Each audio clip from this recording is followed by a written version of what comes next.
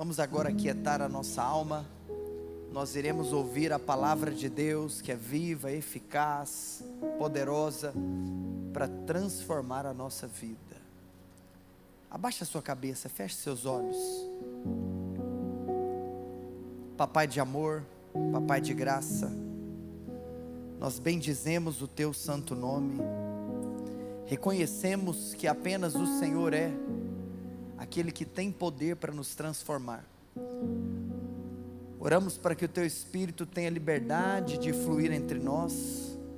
Oramos para que de fato saiamos daqui completamente marcados pelo Teu poder e pela revelação da Tua palavra. Eu oro para que cada coração seja um terreno fértil para toda semente que será liberada. Que essa semente venha germinar e produzir bom fruto. Nós oramos por um ambiente de reverência, mas também por um ambiente de fome e desespero pela palavra e pela glória de Deus, em nome de Jesus. Aleluia, aleluia.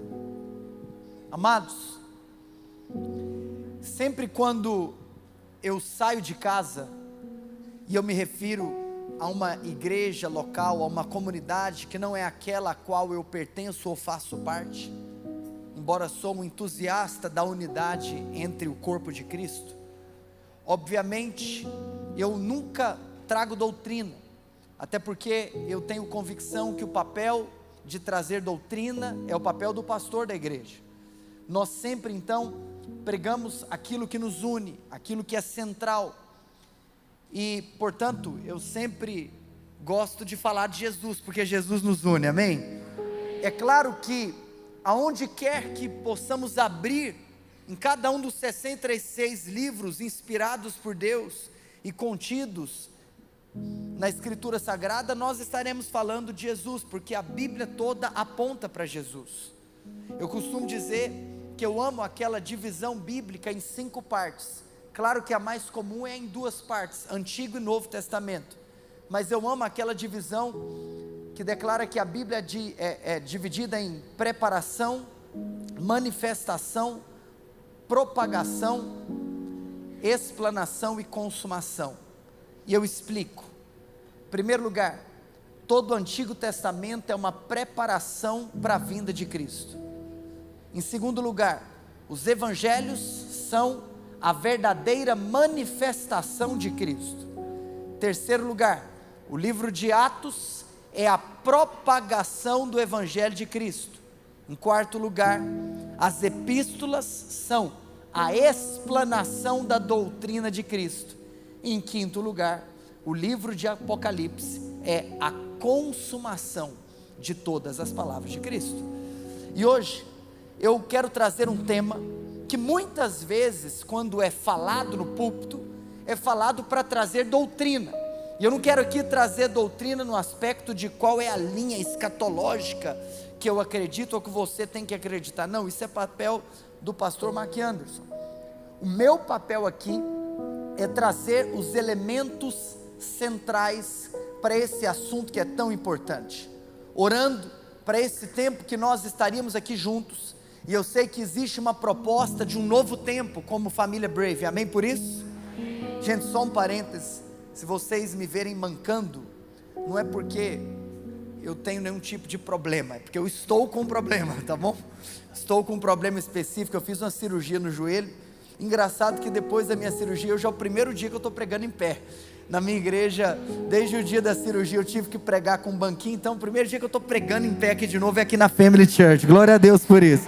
Estou feliz em estar aqui andando para um lado para o outro, então se vocês me verem com a dificuldade em dobrar o joelho é por esse procedimento, amém? Aleluia! Tem profeta na casa, glória a Deus, glória a Deus. Então vamos lá, olha só. O que Deus falou comigo para que eu pudesse então dividir com vocês? A volta de Jesus e o papel do jovem cristão. Vira para a pessoa que está ao seu lado e fala assim: a volta de Jesus e o papel do jovem cristão. Quantos querem ouvir falar sobre a volta do Senhor Jesus? E nós sairemos daqui incendiados, com os nossos corações sedentos por esse dia. Mas a minha pergunta é: enquanto esse dia não chega, o que é que nós temos que fazer? Atenção, nova geração, enquanto esse dia não chegar, o que é que nós estaremos fazendo, ou como seremos encontrados? Quando? Do mesmo lugar de onde ele subiu, o Monte das Oliveiras, que nós cremos que é o lugar de onde ele voltará, o que ele nos encontrará fazendo? A volta de Jesus e o papel do jovem cristão. Você sabe que esse tema, a volta, é um dos temas mais sublimes de toda a palavra de Deus. E eu poderia afirmar que a segunda vinda de Cristo é a acrópole da nossa esperança. O que é a acrópole? É o ponto mais alto da nossa esperança. A volta de Cristo é o pináculo da nossa fé. A volta de Cristo será a consumação da nossa redenção. Eu não sei se você sabe que na palavra de Deus existem mais promessas a respeito da segunda vinda do que a respeito da primeira. Existem mais palavras proféticas a respeito da volta do que a respeito da primeira vinda de Cristo. E assim como hoje nós já podemos testemunhar que quando nós olhamos para a palavra de Deus, inclusive, por exemplo, se eu tivesse tempo aqui, hoje eu vou ficar em 2 Pedro 3, mas se eu tivesse mais tempo, talvez eu poderia abrir com você em Mateus 24, e nós poderíamos fazer, talvez eu até leia aqui, um estudo de ponto por ponto, de todos os sinais deixados pelo Senhor Jesus, quando Ele nos disse, que se esses sinais estivessem acontecendo, que nós poderíamos ficar vigilantes, porque a sua volta seria iminente. Será que esses sinais já estão acontecendo? Agora, assim como todos os sinais que foram deixados na palavra de Deus, para a primeira vinda se cumpriram, com relação a todos os sinais que fazem referência à segunda vinda, nós podemos afirmar que alguns deles já se cumpriram, outros estão se cumprindo, e certamente todos eles cumprir-se-ão, literalmente, até o grande dia. Irmãos, Jesus, Ele não nos permitiu marcar datas. Nunca acredite em ninguém que marque data para a volta de Jesus, porque isso é antibíblico, não está na Escritura Sagrada. Todavia, Ele nos alertou que estivéssemos preparados. Talvez você já ouviu aquela frase, que todo crente precisa estar constantemente pronto para duas coisas, para pregar e para morrer. Repito, a todo instante, um filho de Deus precisa estar pronto para pregar. Se surgir uma brecha, se surgir uma oportunidade, nós temos que estar engatilhados na posição de mensageiros do Evangelho. Assim como também, não importa a sua idade, nós não conhecemos o dia de amanhã, nós precisamos também estar prontos para morrer. Agora, e se nós formos a geração da volta? Aí no nosso caso, se nós não nos encontrarmos com a morte física, será que nós estamos prontos para a sua volta? Engraçado que Lutero um dia foi questionado a respeito dessa temática, e alguém perguntou: Lutero, se porventura o Senhor Jesus voltasse daqui pouco tempo, o que mudaria na sua vida? Ele disse: nada, eu continuaria fazendo a mesma coisa que eu estou fazendo hoje. Agora, por que ele respondeu isso? Porque certamente ele já vivia a sua vida na perspectiva da volta, de tal maneira que para ele é o seguinte: não faria diferença se eu soubesse quando ele voltaria, porque eu já vivo hoje esperando que ele volte. Então ele iria me encontrar fazendo a mesma coisa que eu estou fazendo hoje. Agora vamos lá, eu e você aqui, vamos nos assentar para lermos juntos o conselho do apóstolo Pedro. Eu e você agora vamos ter um encontro com a nossa Bíblia. Quantos têm fome da palavra de Deus? Então nós vamos ler, e eu quero incentivar você, jovem, adolescente, ou seja quem for, tome muito cuidado, para não ser achado infiel. Nós estamos tendo o privilégio agora, de nos assentarmos para termos um encontro com a palavra. Então não mexa no celular, não mexa em outra coisa, mas eu te incentivo olhe agora para a sua Bíblia e vamos juntos mergulhar nessas palavras do apóstolo Pedro. A Escritura diz, 2 Pedro, capítulo 3, verso 1: Amados, esta é agora a segunda epístola que vos escrevo. Em ambas, procuro despertar com lembranças a vossa mente esclarecida. Presta bastante atenção em algo. Pedro está aqui dizendo, em ambas, procuro despertar com lembranças a vossa mente esclarecida. Pedro está aqui falando o seguinte, é a segunda vez que eu estou escrevendo essa carta, e eu estou repetindo para vocês algumas coisas que eu já tinha dito anteriormente. Você que é jovem, posso te dar um conselho? Nunca fique desapontado quando alguém que te discipula, ou talvez quando o seu pastor que te ensina, repetir alguma palavra, porque os homens de Deus repetem palavras, porque você não escuta uma palavra simplesmente ou apenas para aprender o que você não sabia, mas você também escuta uma palavra para se relembrar daquilo que você não pode esquecer. É isso que o apóstolo Pedro está falando. Mais uma vez, eu estou aqui de novo, te lembrando o que você não pode esquecer. Verso 2: para que vos recordeis das palavras que anteriormente foram ditas pelos santos profetas, bem como do mandamento do Senhor e Salvador, ensinado pelos vossos apóstolos. Vem comigo aqui, olha que coisa louca. Embora eu não li o capítulo inteiro ainda, mas nós vamos ler agora. Pedro aqui vai falar sobre a volta de Jesus, e ele tece uma afirmação muito contundente no verso 2, que a respeito da temática, da pauta, da doutrina da segunda vinda, não é ele que está inventando esse assunto. Pedro está aqui dizendo, esse é um assunto que foi, em primeiro lugar, falado, pregado pelos santos profetas. Em segundo lugar, além de ser dito pelos profetas, também foi explanado pelo próprio Senhor e Salvador Jesus Cristo. Em terceiro lugar, ainda foi ensinado pelos apóstolos. Repito, a respeito da volta de Jesus, nós podemos afirmar que essa é uma temática que fora dita pelos profetas, pregada por Jesus e ensinada pelos apóstolos. Ou seja, ouvir sobre a segunda vinda de Cristo não é um tema que nenhum de nós estamos inventando. Mas no versículo de número 3, acompanhe comigo agora, nós vamos fazer uma leitura direta. Tendo em conta que antes de tudo, nos últimos dias, virão escarnecedores, diga comigo, escarnecedores, com seus escárnios andando segundo as próprias paixões e dizendo, onde está a promessa da sua vinda?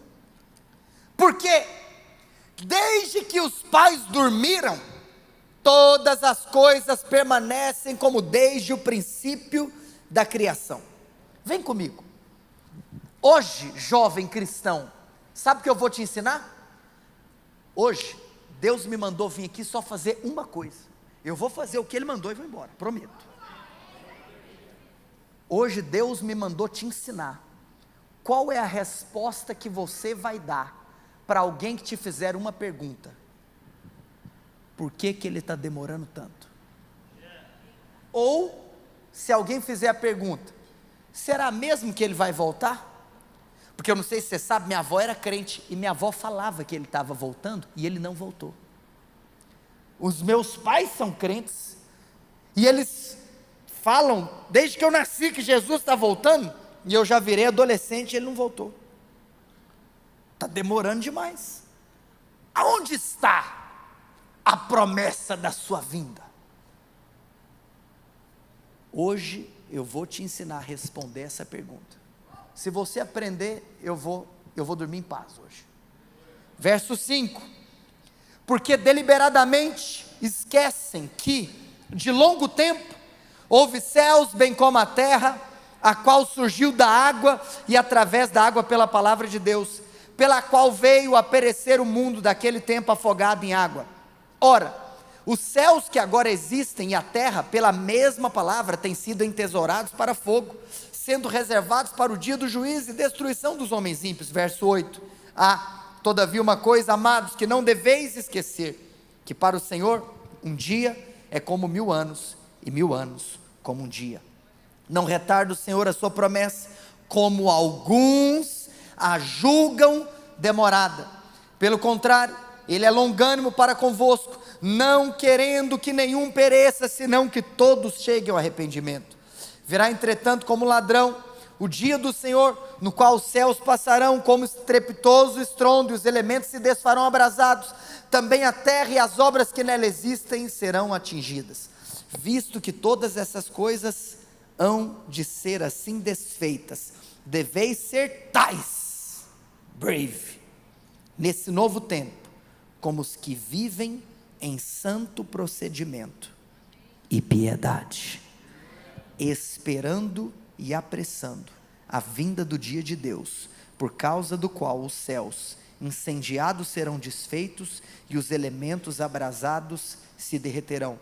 Nós, porém, segundo a sua promessa, esperamos novos céus e nova terra, nos quais habita justiça.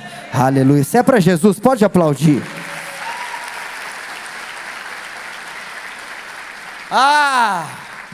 Como espero esse dia em que verei a face do meu amado.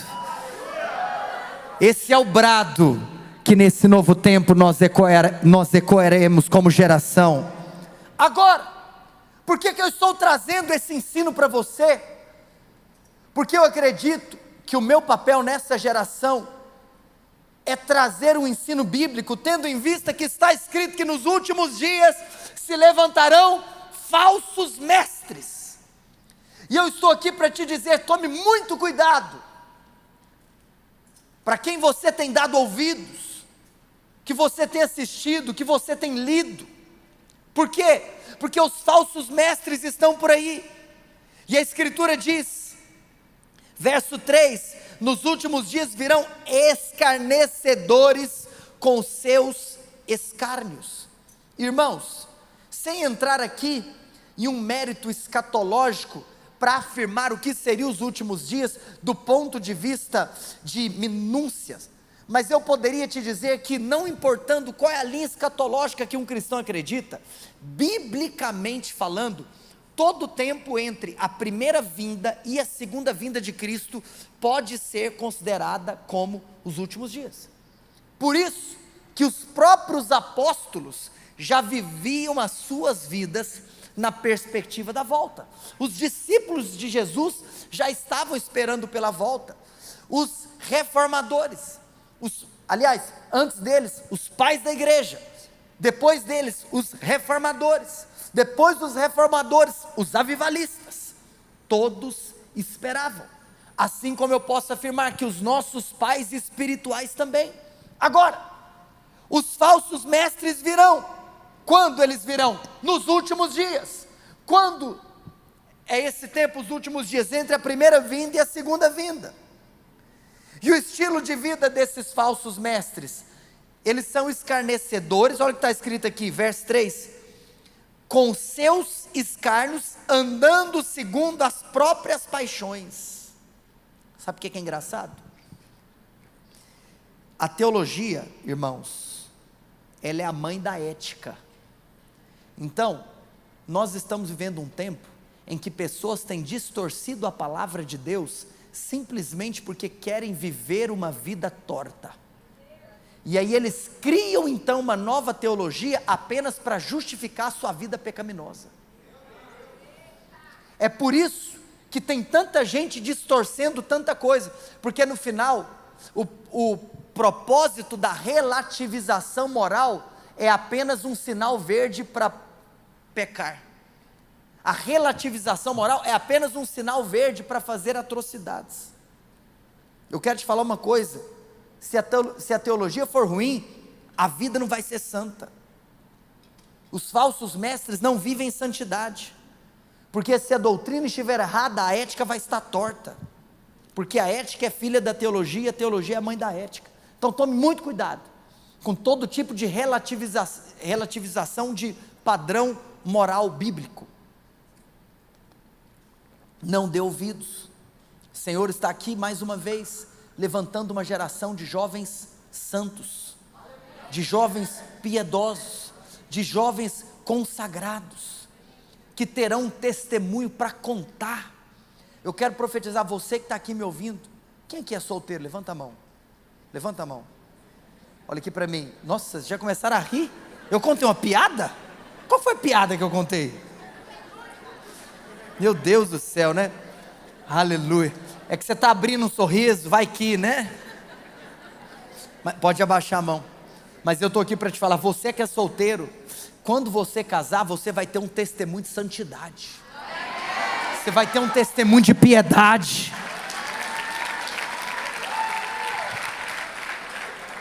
Irmãos, não para minha glória, mas eu posso te testemunhar para edificar a sua fé. A primeira vez que eu beijei na boca da minha esposa foi no altar, quando o pastor disse: o noivo pode beijar a noiva. Você sabe por quê? Porque Deus vai levantar uma geração de jovens santos. Eu só estou te contando meu testemunho. Beijar na boca não é pecado não. Pode ser, dependendo o que você faz. Então tome cuidado. Mas o que eu quero te dizer é o seguinte: a fé que tu tenhas, tenha para ti. Tome muito cuidado, seja santo. Seja santo. Irmãos, presta bastante atenção. Nós precisamos ter um clamor no nosso coração de sermos encontrados fiéis. Hoje eu creio que uma nova geração vai se levantar, vivendo e espalhando santidade sobre as ruas de Goiânia. Agora, vamos lá. Pastor, e sobre essa conversa que está demorando? É verdade, eu já escutei tanta gente boa virando para mim falando: Jesus está voltando, Jesus está voltando. Cadê que ele não voltou coisa nenhuma? E eu acredito que nós temos dois tipos de pessoas que fazem uma pergunta: cadê? Talvez em primeiro lugar, até mesmo pessoas que querem zombar da nossa fé. Mas em segundo lugar, você pode ter uma pessoa séria que está fazendo uma pergunta sincera por falta de conhecimento. Irmãos, nenhum de nós temos absolutamente direito de dizer exatamente quando ele voltará. Como eu disse, se abríssemos em Mateus capítulo 24, nós teríamos talvez uma constatação de sinais. Inclusive, sem ler, eu vou apenas citar para você, e depois você confere lá, mas só no começo do capítulo 24 nós temos 6 sinais. Em primeiro lugar, o engano religioso no verso 4.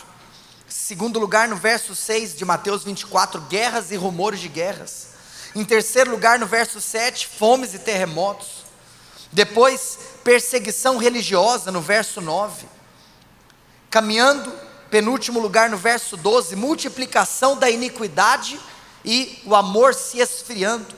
E por fim, no verso 14, o avanço do evangelho. Irmãos, esses 6 sinais estão se cumprindo. Tudo isso que eu acabei de citar está acontecendo. E eu não tenho tempo aqui, mas você pode, obviamente, pegar ponto por ponto e se debruçar nesses princípios. Mas o que eu quero destacar para você é: por que aparentemente ele está demorando?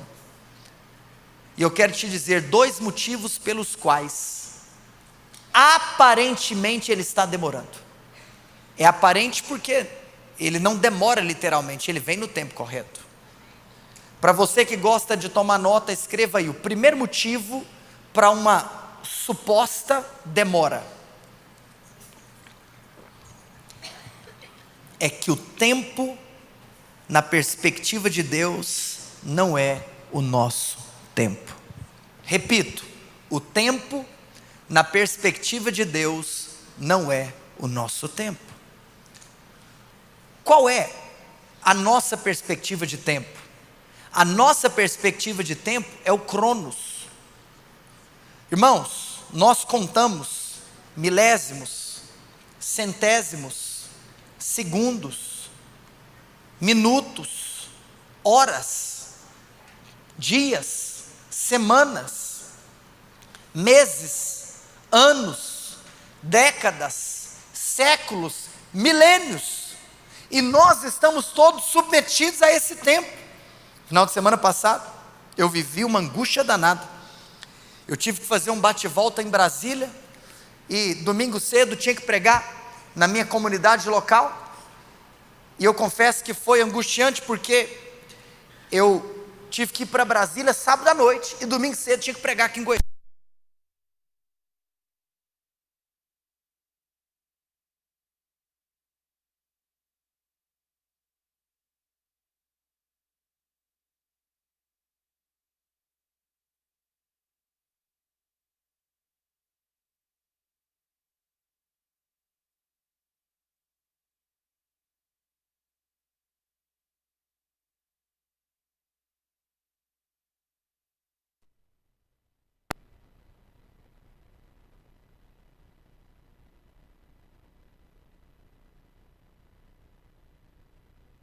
Eu vou perder 7 minutos e 38 segundos se eu for buscar esse celular.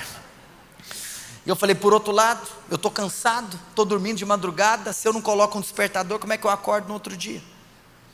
E a gente vive nessa angústia, por quê? Porque nós estamos debaixo do tempo.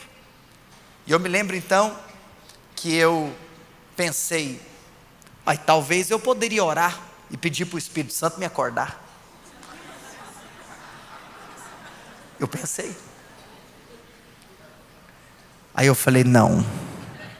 Eu lembrei que tem hotel que tem aquele serviço que você pode pedir na recepção para o recepcionista te acordar. Pode parecer mais prudente, né? Só mais carnal também. E eu sou carnal. Liguei para o recepcionista e pedi, você pode fazer um favor para mim? Esqueci meu celular no carro e estou com preguiça de ir lá pegar.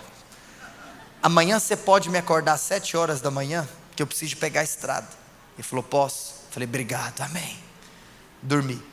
Irmãos, eu acordei, pum, o telefone não tinha tocado. Aí aquela angústia.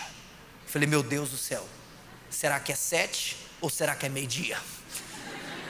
Se for meio-dia, o que aconteceu na igreja? Como é que foi o culto? Quem que pregou sem ser avisado? Quando eu olhei, eu pedi para o cara me acordar às 7 horas, era 6h40. Eu acordei sozinho.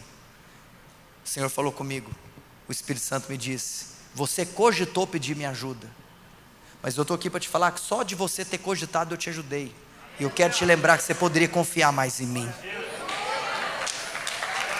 E aí, depois de me arrepender do meu pecado, eu liguei para o recepcionista e falei, não precisa de me ligar daqui 20 minutos que eu já estou acordado. Agora, vamos lá. Por que eu passei essa angústia toda?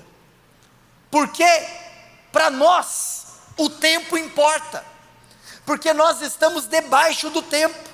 Mas hoje eu estou aqui para te falar, se alguém está julgando que está demorando a promessa da volta, eu te pergunto, quem é esse que está julgando que demora? É aquele que está debaixo do Cronos? É aquele que tem que colocar despertador para acordar? Que ser humano é esse, que pode afirmar que Jesus está demorando ou atrasado? Eu me lembro que quando ligaram para Jesus, e é claro, não existia telefone, entendo o que eu estou falando, pelo amor de Deus, é a nova tradução linguagem de Vinícius, que naquela ocasião onde Lázaro estava doente, eu ia falar de novo, ligaram, mas é o teatro que eu estou fazendo, falaram, Jesus, corre aqui que Lázaro está doente, e a palavra de Deus fala que Jesus demorou, sim ou não? Quando chegou, o que tinha acontecido com Lázaro? Pois é, Marta já recebeu ele na porta. Ei Jesus, eu quero saber com que cara que você vai chegar lá no céu, porque você não veio aqui curar meu irmão. Estou brincando, mas Marta falou coisa pesada. Marta estava colocando a culpa em Jesus. Eu te pergunto, o que aconteceu no final? Marta estava esperando que Jesus fosse fazer o quê? Curasse Lázaro. Jesus curou Lázaro? O que Jesus fez? Talvez você está aí reclamando, porque pode ser que tenha alguma promessa na sua vida que aparentemente está demorando, mas eu quero te falar uma coisa, é porque no final, o milagre vai ser muito maior. Porque o que é mais poderoso? A cura ou a ressurreição? Então quero te falar uma coisa, Jesus tem um plano. Agora presta atenção, o primeiro motivo pelo qual algumas pessoas, ou pelo qual parece que aparentemente está demorando, é porque o tempo, na perspectiva de Deus, não é o nosso tempo. Nós estamos submetidos ao tempo, o Senhor não.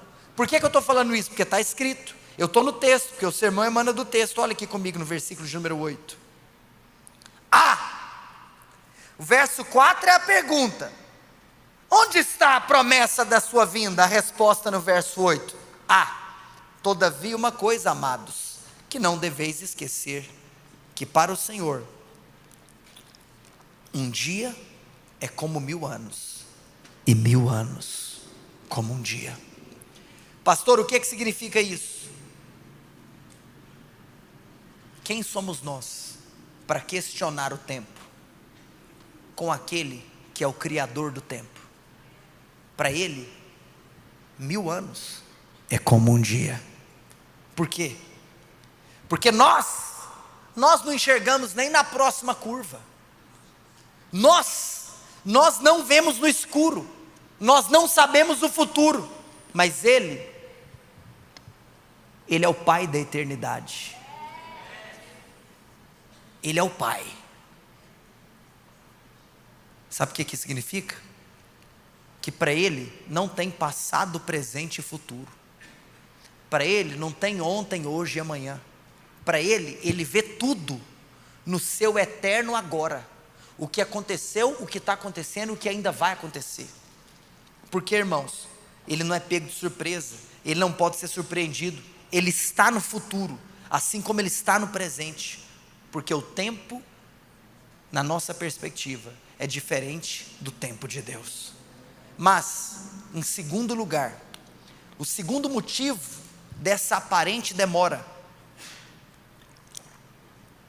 Por que Ele está demorando? Sabe por que Ele ainda está demorando? Por causa de você, que não abandona a sua vida pecaminosa. Olha o que está escrito. E aqui, talvez se não é o seu caso, se você já abandonou, glória a Deus por isso. Mas eu estou falando você, me referindo à raça humana. A Escritura diz no verso 9: não retarda o Senhor a sua promessa, como alguns a julgam demorada. Ou seja, Ele não está atrasado, Ele não está retardando a promessa como alguns pensam. Vai, pastor, então se Ele não está retardando, por que Ele ainda não voltou? Está escrito, Ele ainda não voltou, porque Ele é longânimo para convosco. Ele ainda não voltou, porque Ele é paciente. Ele é longânimo para comigo e para com você. Por quê? Não querendo que nenhum pereça, senão que todos cheguem ao arrependimento. Sabe por que Ele está esperando? Porque mais filhos precisam voltar para casa. Hoje eu estou aqui para te falar, nós temos uma oportunidade. Eu quero transicionar para o fechamento e para o ponto mais alto da palavra, que é a mensagem que eu vim te entregar. O time de adoração pode vir para nós ministrarmos juntos. Qual é o papel do cristão? Qual é o papel de um jovem cristão? A Escritura diz, vem aqui comigo,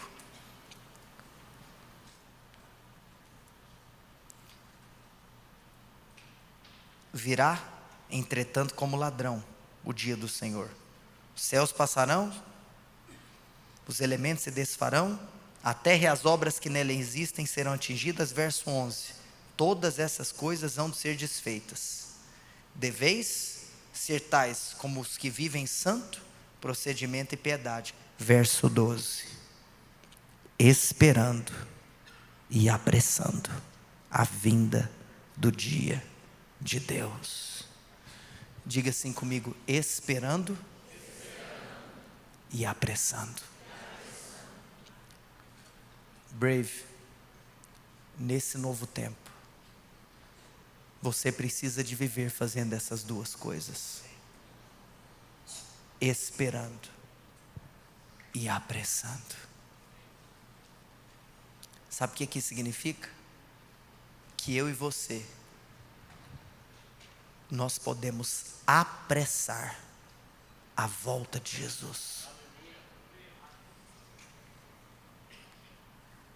Será que uma geração de jovens vai se levantar dessa cadeira, disposto a apressar a volta? Será que esse novo tempo que está hoje iniciando nesse ministério, nessa igreja, será um tempo marcado por pessoas dispostas a apressar a volta de Jesus? Eu quero te falar uma coisa: Ele é o Senhor do tempo, e Ele sabe o tempo de todas as coisas. Mas é fascinante na palavra de Deus como a soberania divina anda de mãos dadas com a responsabilidade humana. Aprove a Deus determinar que a igreja pode apressar a vinda do Senhor Jesus. Será que nós temos edificado aqui um ministério de jovens que apressa a vinda do Senhor Jesus? Será que você tem edificado um grupo de discípulos que apressa a volta do Senhor Jesus? Será que o nosso estilo de vida corrobora para os planos de Deus se cumprirem sobre a nossa geração? E eu quero te fazer uma pergunta: será que você vive a sua vida esperando esse dia? A palavra do Senhor diz que Ele virá como um ladrão. Sabe o que é isso? Ele não vai mandar aviso prévio. Hoje, que nós saiamos daqui completamente apaixonados. E nós precisamos de entender algo. Esses dois verbos, esperar e apressar, nos apontam para o estilo de vida que todo cristão deve fluir. Presta bastante atenção em algo.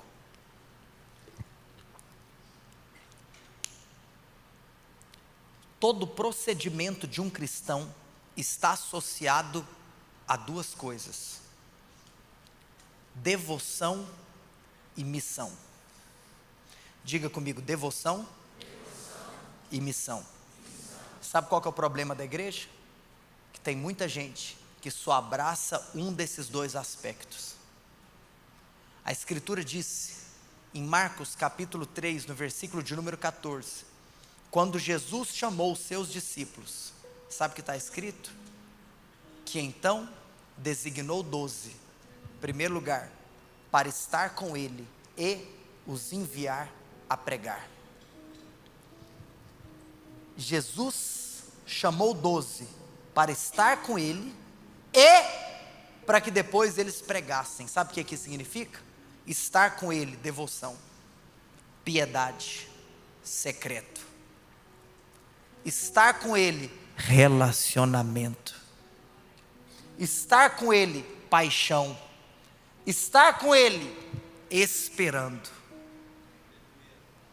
Mas Ele chamou 12 para estar com Ele e os enviar a pregar. Missão, responsabilidade, ação, trabalho, consagração. A palavra do Senhor diz a respeito de Davi que ele é um homem segundo o coração de Deus, sim ou não? Mas sabe o que é legal? Que em Atos capítulo 13, verso 22, o relato neotestamentário de Davi, escrito por Lucas, o autor desse livro, mencionado por mim, é que Davi, homem segundo o coração de Deus, mas que fez a vontade de Deus. Quero te falar uma coisa: não adianta você ser segundo o coração se você não fizer a vontade. E não adianta você ter disposição para fazer a vontade se você não for segundo o coração. A vida cristã precisa abordar esses dois aspectos: a missão e a devoção, esperando e apressando. Davi, ele fazia duas coisas na vida.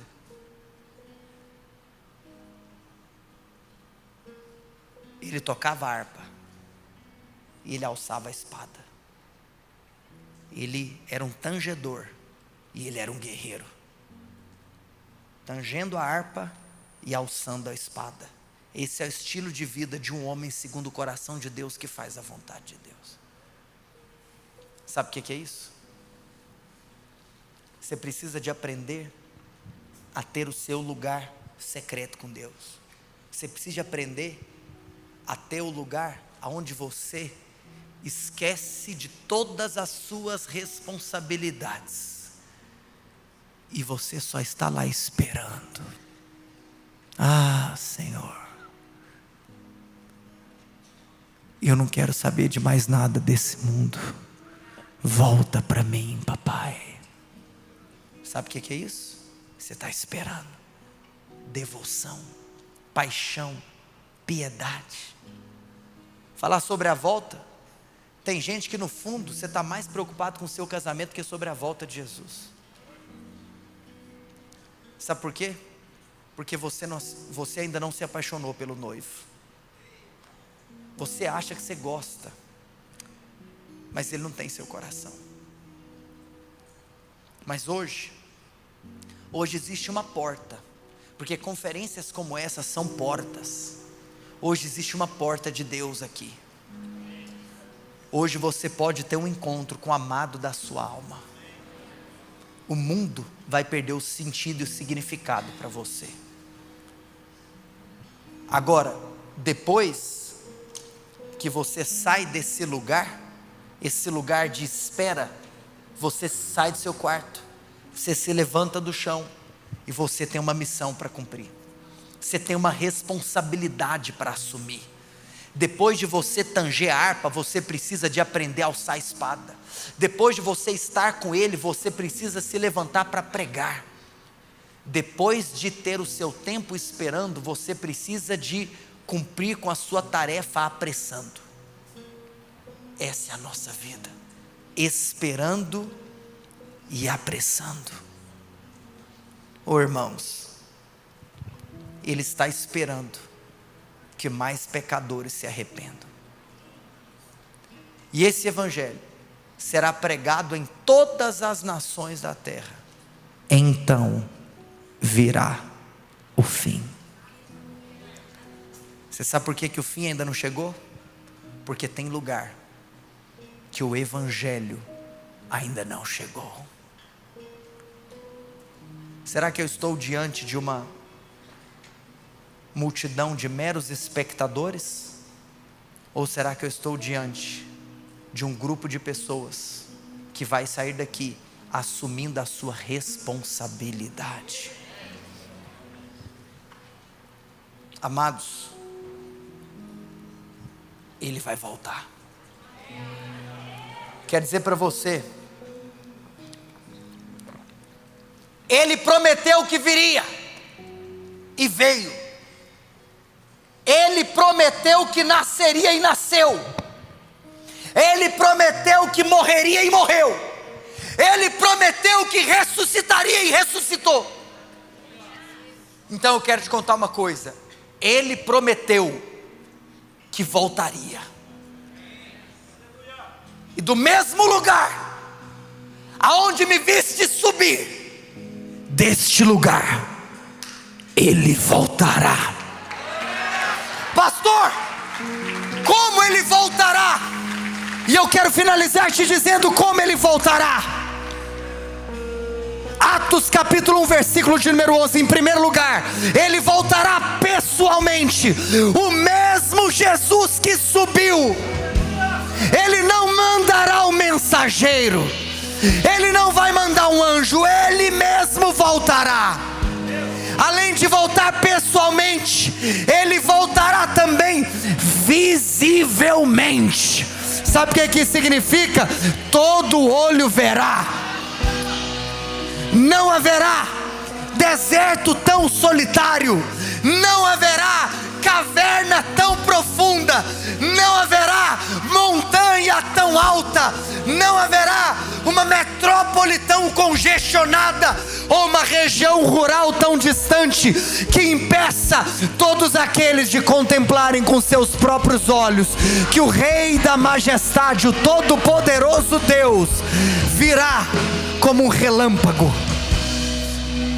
Ele voltará pessoalmente, visivelmente, mas ele também voltará audivelmente, ao ressoar da última trombeta. Ouvida a voz do arcanjo. A segunda vinda de Jesus não é apenas, e não será apenas o fato mais real ou visível da história, vai ser também o fato mais sonoro da história, vai ser o fato mais barulhento da história. Sabe por quê? Ele voltará audivelmente. Mas, além de voltar visivelmente, além de voltar pessoalmente e de maneira audível, e audivelmente, ele também voltará repentinamente. Como eu citei aqui, como um relâmpago que vai do Oriente ao Ocidente, como o piscar de olhos. Qual que é a velocidade do piscar de olhos? Ou o dardejar da cauda de um peixe. É assim que ele vai voltar, como o faiscar de uma estrela. Portanto, hoje eu vim aqui para te falar: ou você tem azeite na sua lamparina, jovem, ou vai ser tarde demais. Talvez essa é a oportunidade que você tem de mudar por completo o futuro de todos os seus dias. Se levante, existe um novo tempo vindo. É hora de dar respostas, é hora de se posicionar. Essa volta visível, audível, pessoal e repentina também será uma volta inesperada. Ele virá como ladrão. Eu quero te falar uma coisa: o seu telefone não vai tocar, você não vai receber uma notificação do seu WhatsApp, não vai ter uma pessoa falando: vai ser tal dia ou tal hora. Sabe o que significa? Que ele voltará em um dia comum. Sabe o que significa?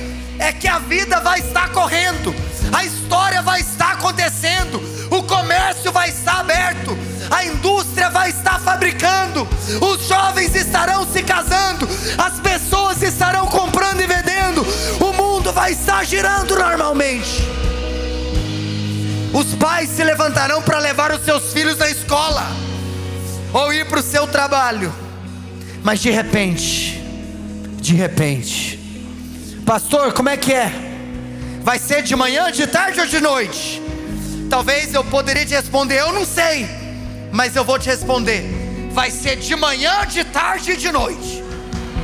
Porque se ele voltar de manhã no Brasil, vai ser à tarde na Europa e de noite no Japão.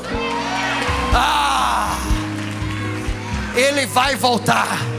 Portanto, família Brave, Family Church, fique pronto, porque amanhã pode ser tarde demais.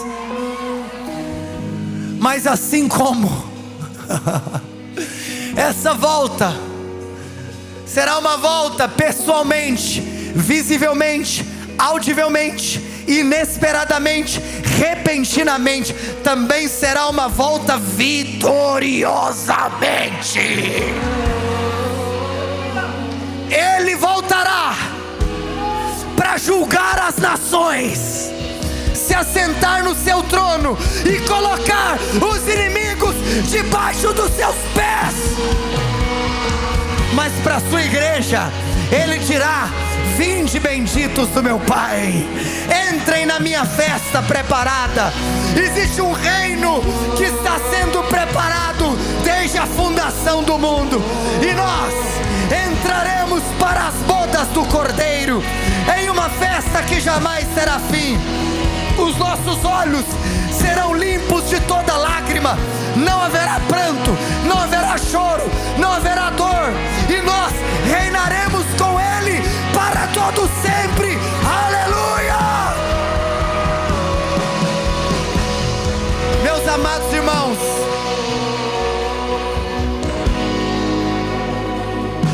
é tempo de posicionamento. Sabe qual que é o nome do que está acontecendo aqui? Nós estamos em uma conferência. Conferência. Por que conferência? Porque a gente veio aqui conferir algumas coisas. Isso aqui não é evento. Se você veio atrás de entretenimento gospel, a porta está bem ali. Se você veio atrás de pregador famoso, a porta está bem ali. Eu quero te falar uma coisa. Eu conheço a liderança dessa casa. É a igreja que está sendo edificada aqui. E as portas do inferno não prevalecerão contra ela.